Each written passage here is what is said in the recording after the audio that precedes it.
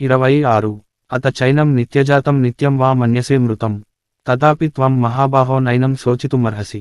అర్జున, నీకు నా మాట మీద నమ్మకం లేకపోతే, ఆత్మకు కూడా పుట్టుక, చావు ఉంటాయని నీవు నమ్ముతుంటే, ఆ విధంగా కూడా నీవు ఈ విధంగా ఏడవడానికి వీలు లేదు. నీవు అనుకుంటున్నట్టు ఈ శరీరమే ప్రధానము అనేది నిజమైతే కూడా నీవు శోకించడానికి అర్హుడవు కావు. ఈ శ్లోకంలో కృష్ణుడు ఒక ఊహాజనితమైన వాదన వినిపిస్తున్నాడు. ఈ పదాలను మామూలుగా కోర్టులలో వాడుతుంటారు. అజ్యూమింగ్ ఫార్ ఏ మూమెంట్ అని, ఫార్ ఆర్గ్యుమెంట్ సెక్ అని అంటూ ఉంటారు. ఒకవేళ ఇలా జరిగింది అని అనుకుంటే కూడా అది సరికాదు అని చెప్పడం. అలాగే కృష్ణుడు కూడా అర్జునుడిని ఊహించమంటున్నాడు.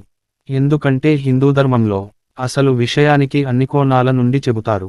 నమ్మడం నమ్మకపోవడం నీ ఇష్టం, ఇది నువ్వు నమ్మాలి అని ఖచ్చితంగా చెప్పదు. అందుకని కృష్ణుడు ఇన్ని విధాల అర్జునుడిని కన్విన్స్ చేయడానికి ప్రయత్నిస్తున్నాడు.